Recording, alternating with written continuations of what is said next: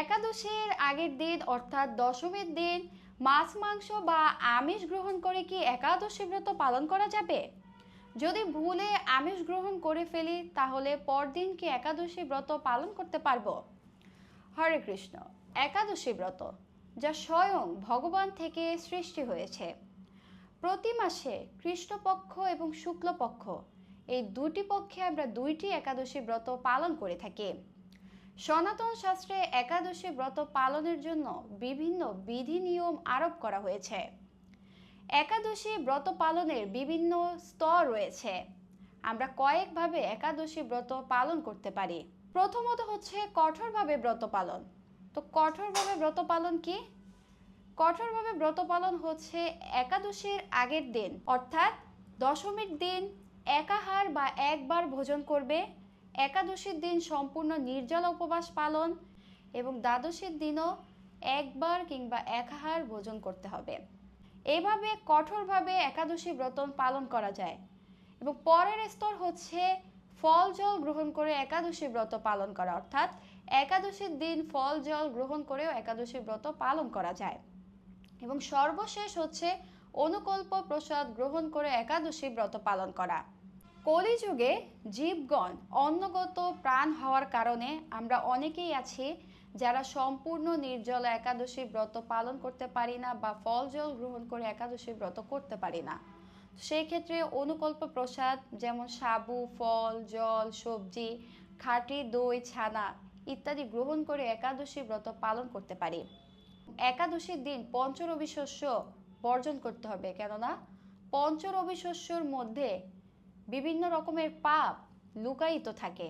তাই পঞ্চরবি শস্য দ্বারা প্রস্তুতকৃত খাদ্যদ্রব্য একাদশীতে গ্রহণ করা যাবে না।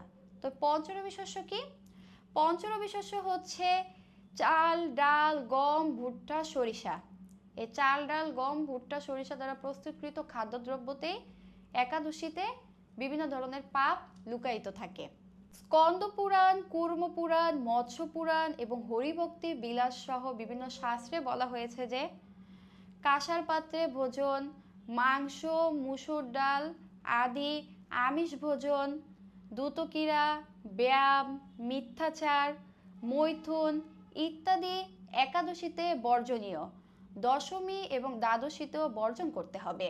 আপনারা এইমাত্র একাদশী ব্রত পালনের বিভিন্ন নিয়মের কথা শ্রবণ করলেন। এই সকল বিধি নিয়মের মধ্যে অন্যতম হচ্ছে আমিষ বর্জন করা। একাদশীর দিন, দশমীর দিন এবং দ্বাদশীর দিন এই আমিষ গ্রহণ বর্জন করতে হবে। একাদশীর বিধি আমাদেরকে এটাই নির্দেশ প্রদান করে যে দশমী, দ্বাদশী এবং একাদশীতে কোনোভাবেই আমাদের আমিষ গ্রহণ করা চলবে না। কারণ আমরা যদি একাদশীর পূর্ণাঙ্গ ফল পেতে চাই তাহলে অবশ্যই আমাদেরকে দশমী, একাদশী এবং দ্বাদশীতে নিরামিষ বা ভগবত প্রসাদ গ্রহণ করতে হবে। আমরা যদি আমিষ গ্রহণ করে একাদশী ব্রত পালন করি তাহলে আমরা একাদশীর সেই পূর্ণাঙ্গ ফল পাব না এবং ব্রতের বিধি লঙ্ঘন পূর্ণ ফল লাভ করা যাবে না। এখন প্রশ্ন হচ্ছে, অনেকেই রয়েছেন যারা পারিবারিক কারণে বা কাজের সুবাদে চাকরিগত কারণে নিরামিষ গ্রহণ করতে পারেন না, তারা কি করবেন? আশা করি আপনারা এতক্ষণ শ্রবণ করেছেন যে কোনোভাবেই দশমী, একাদশী এবং দ্বাদশীতে আমিষ গ্রহণ করা যাবে না। তাই যেভাবেই হোক আপনাদেরকে কোনো উপায় বের করে অবশ্যই নিরামিষ গ্রহণ করতে হবে। গৃহে রাইস কুকার থাকলে আপনারা রাইস কুকারে রান্না করেও নিরামিষ গ্রহণ করতে পারেন। বর্তমানে সারা বিশ্বের বিভিন্ন শহরে ইস্কন মন্দির বা ইস্কনের বিভিন্ন প্রচার কেন্দ্র রয়েছে। আপনি আপনার আশেপাশে একটু খোঁজ করলেই ইস্কনের বিভিন্ন প্রচার কেন্দ্র বা নামহট্ট পাবেন। সেখান থেকে চাইলে আপনারা ভগবত প্রসাদ গ্রহণ করতে পারেন, অথবা চারপাশে বিভিন্ন নিরামিষ রেস্তোরাঁ গড়ে উঠেছে, সেখান থেকেও আপনারা ভগবত প্রসাদ গ্রহণ করতে পারেন। এই পন্থা অবলম্বন করে অনেকেই যারা হোস্টেলে রয়েছেন তারা এইভাবেই নিরামিষ খাদ্য গ্রহণ করে বা ভগবত প্রসাদ গ্রহণ করে ব্রত পালন করতে পারেন। এখন প্রশ্ন হচ্ছে, যদি ভুলে আমরা আমিষ গ্রহণ করে ফেলি বা মাছ মাংস গ্রহণ করে ফেলি তাহলে পরদিন কি একাদশী ব্রত পালন করতে পারবো? একাদশীর আগের দিন অর্থাৎ দশমীর দিন নিরামিষ খাদ্যদ্রব্য গ্রহণ করা বা ভগবত প্রসাদ গ্রহণ করা ব্রতের একটি অংশ বা পার্ট। কিন্তু ভুল করে আপনি যদি আমিষ গ্রহণ করে ফেলেন তাহলে ভগবানের নিকট ক্ষমা প্রার্থনা করে অবশ্যই আপনাকে ব্রত পালন করতে হবে। কোনোভাবেই একাদশী ব্রত পালন ত্যাগ করা যাবে না।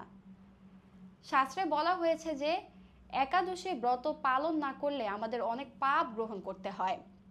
তাই আমাদেরকে যে কোনো অবস্থাতে একাদশী ব্রত পালন করতে হবে। একাদশী ব্রত পালন না করলে আমাদের নরক ভোগ করতে হবে।